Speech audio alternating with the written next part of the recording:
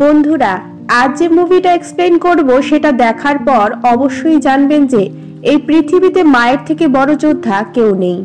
মা এমন এক যোদ্ধা যে কিনা নিজের সন্তানের জন্য যে কোনো পর্যায়ে যেতে পারে। আজ যে মুভিটি এক্সপ্লেইন করব 2023 সালে মুক্তি পাওয়া মুভি নোহোয়্যার। ভিডিওটি দেখার আগে যদি চ্যানেলে নতুন বন্ধু হয়ে থাকেন তাহলে চ্যানেলটিকে লাইক সাবস্ক্রাইব করে চ্যানেলটির পাশে থাকুন। মুভির শুরুতে আমরা একটা শহরকে দেখতে পাই যেখানে চারদিকে অনাহার আর দুর্যোগের জন্য সংগ্রাম করে চলেছে।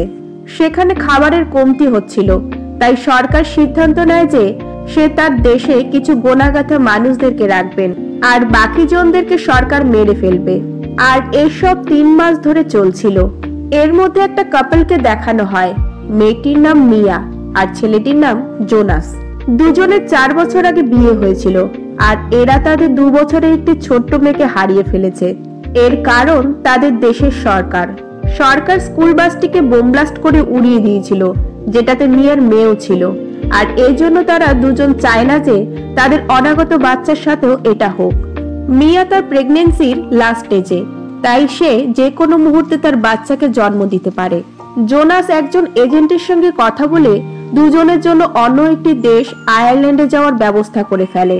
সেজন্য তাদের একটা কন্টেনারের মধ্যে বসিয়ে দিবে তারা, আর সেই কন্টেনারটিকে জাহাজে বসিয়ে আয়ারল্যান্ডে নিয়ে যাবে। দুজনেই কন্টেনারে বসে পড়ে আর তাদের সাথে আরো অনেক লোক ছিল যারা ইল্লিগাল ভাবে অন্য দেশে যাচ্ছে। কিছুক্ষণ পর জোনাস মিয়াকে বলে, তোমাকে নিজের আর আমাদের বাচ্চার খেয়াল রাখতে হবে।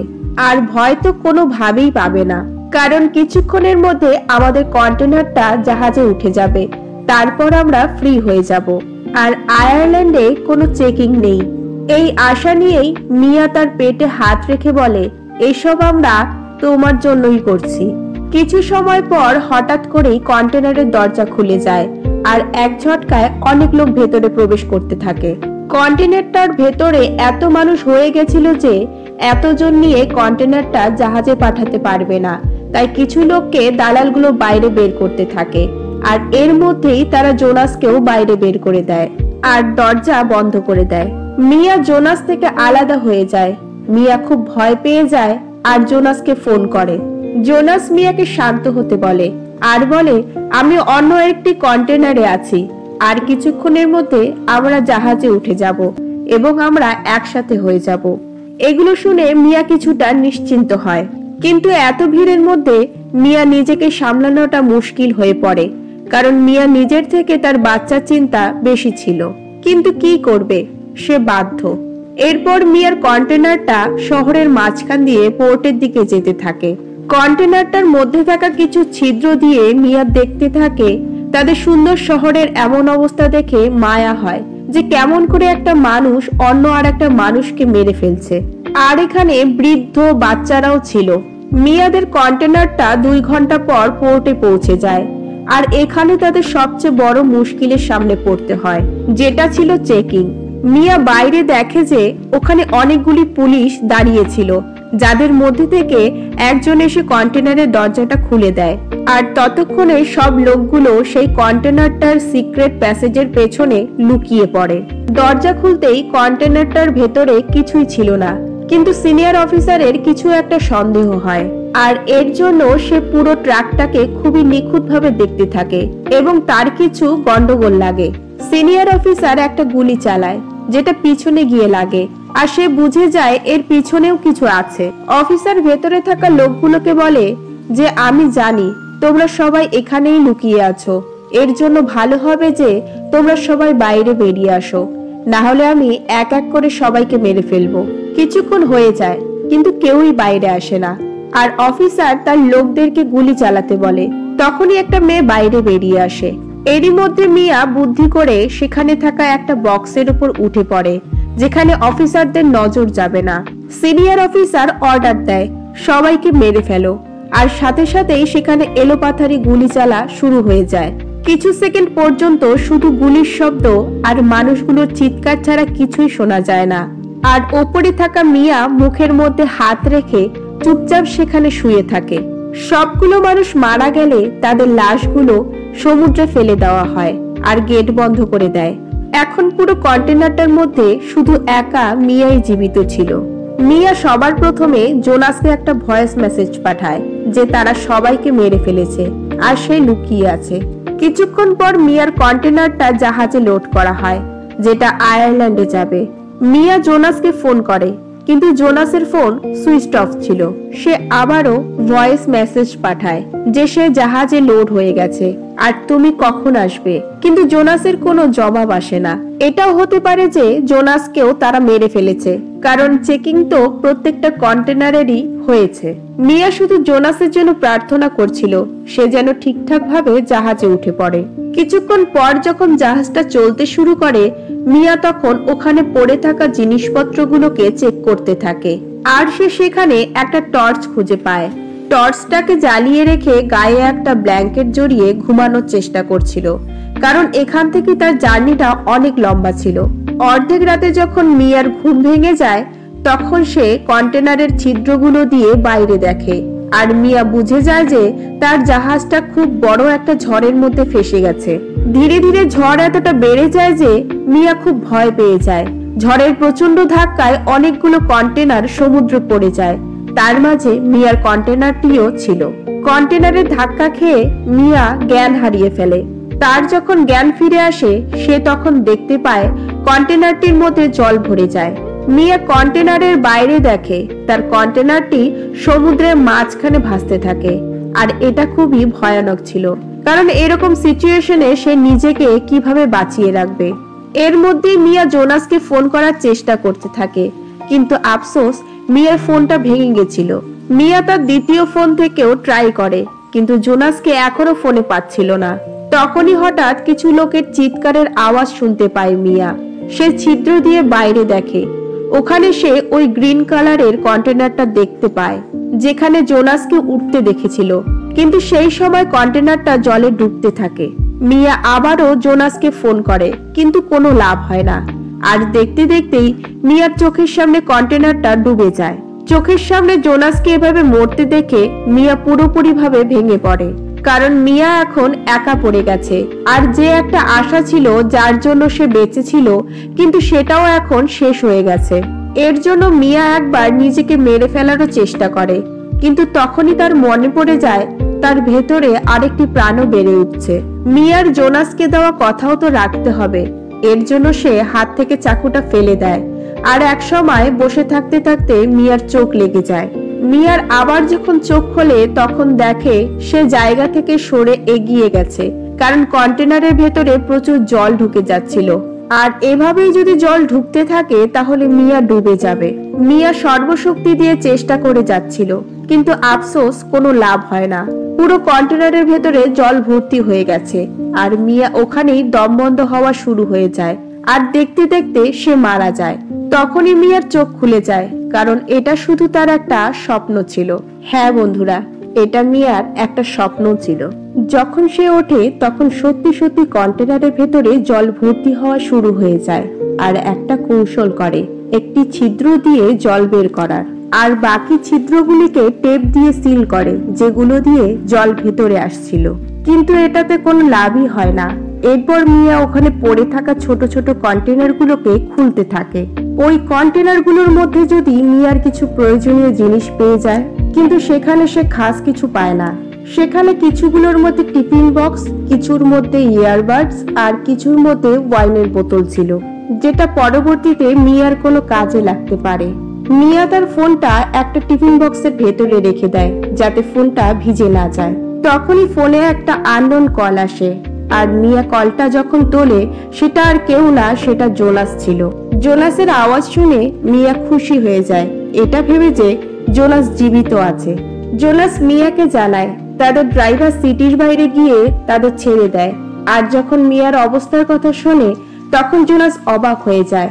জোনাস মিয়াকে সান্ত্বনা দেয় আর সাহস রাখতে বলে যে তোমায় নিজেকে জীবিত রাখতে হবে, আমি তোমাকে বাঁচাতে নিশ্চয়ই আসবো।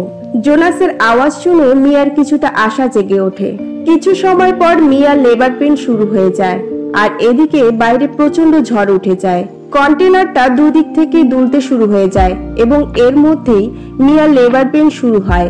মিয়া প্রচুর চেষ্টা করে যে সে নিজেকে কন্ট্রোল করবে, কিন্তু সেটা হয় না। এই ঝড় তুফানের মধ্যেই মিয়া একটা কন্যা সন্তানের জন্ম দেয় আর তার নাম দেয় নোয়া। নোয়ার এখানে যাতে অসুবিধা না হয় এই জলের মধ্যে, তার জন্য মিয়া ওখানে থাকা একটা বক্সের মধ্যে বসে পড়ে। মিয়া নোয়ার খুবই খেয়াল রাখে, কিন্তু এদিকে মিয়ার খাবার ধীরে ধীরে শেষ হতে থাকে। এর মধ্যে যেটুকু খাবার আছে সেগুলোকে কম করে খেতে হবে, কারণ এখন তার মেয়েকেও কিছু খাওয়াতে হবে। মিয়া বারবার জোনাসকে ফোন করার ট্রাই করে, কিন্তু তার ফোন লাগে না। পরের দিন মিয়া যখন ঘুম থেকে ওঠে তখন সে দেখে তার মেয়ে কান্না করতে থাকে, কারণ তার খিদা লেগেছিল। মিয়া তখনই তার মেয়েকে তার দুধ খাওয়ায়, যেটাতে তার মেয়ের কিছুটা খিদা শান্ত হয়। এর মধ্যে মিয়ার মাথায় একটা বুদ্ধি আসে, কেননা এই কন্টেনারের উপরেই যাওয়া যাক, যেখান থেকে তাকে যদি কেউ দেখে নেয়। কিন্তু এর জন্য তাকে প্রথমে কন্টেনারের উপরের অংশটাকে কাটতে হবে। তখন মিয়া বক্সগুলোর মধ্যে এমন জিনিস খুঁজতে থাকে যেটা দিয়ে সেই কন্টেনারটিকে কাটতে পারে, আর সে একটা ড্রিল মেশিন খুঁজে পায়। কিন্তু তার এমনটা করতে অনেক টাইম লেগে যাবে, আর সাথে পরিশ্রমও, কারণ কন্টেনারের স্টিল ছিল খুবই মজবুত, আর ওই ড্রিল মেশিনটা ছিল পাতলা কিছু ড্রিল করার জন্য।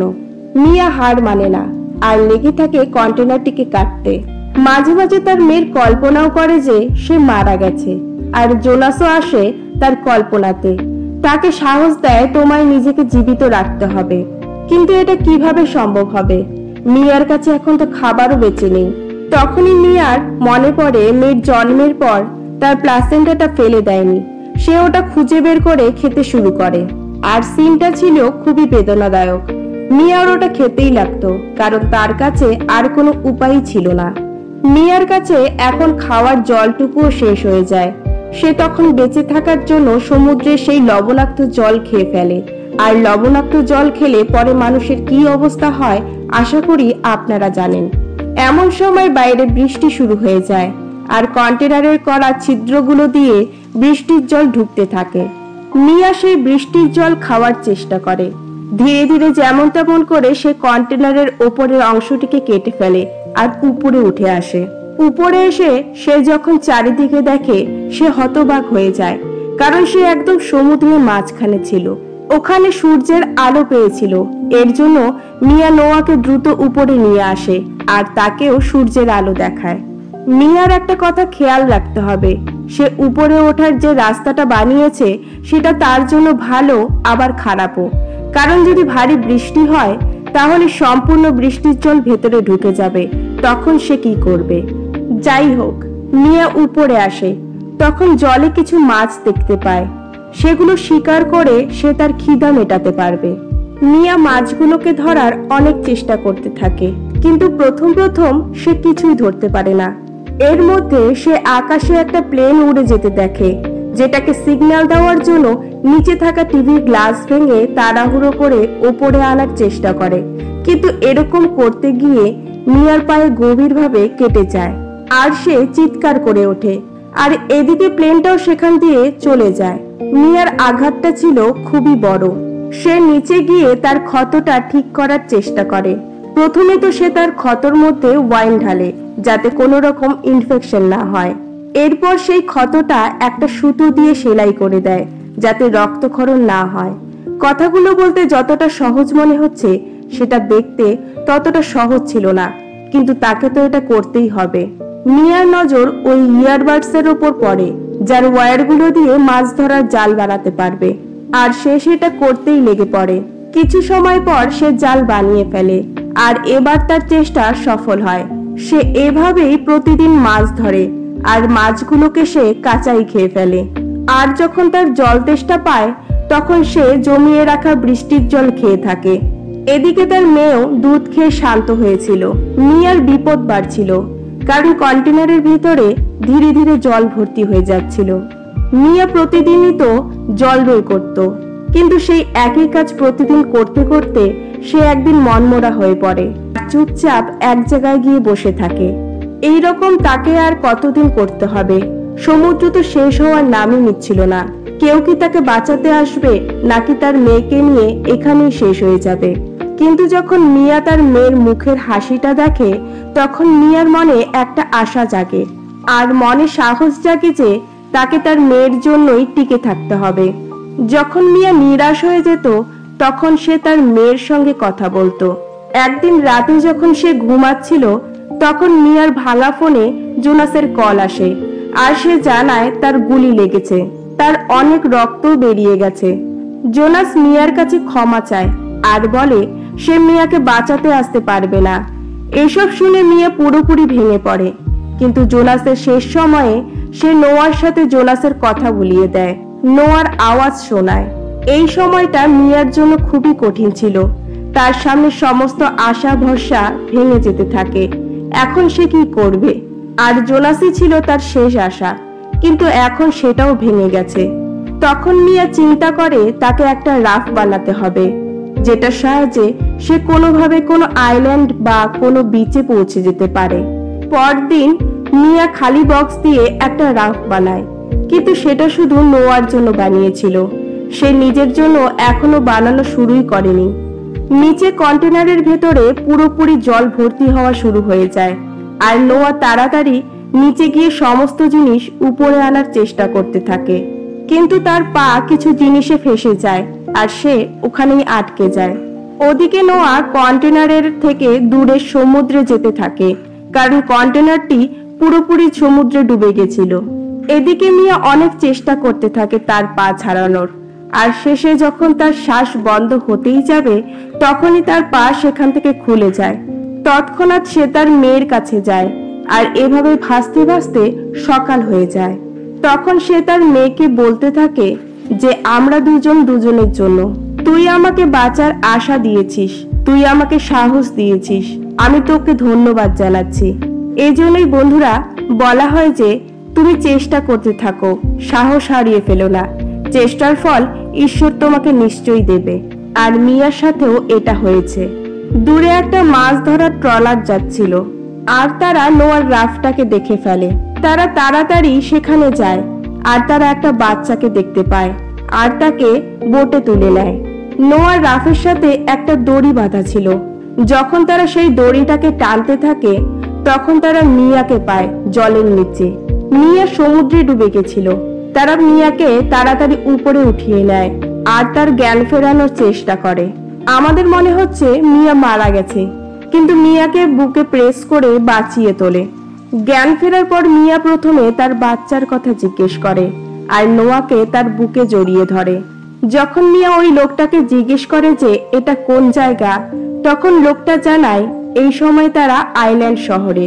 আর এটা শুনে মিয়ার চোখে জল চলে আসে, কারণ সে আর তার মেয়ে করে দেখিয়েছে।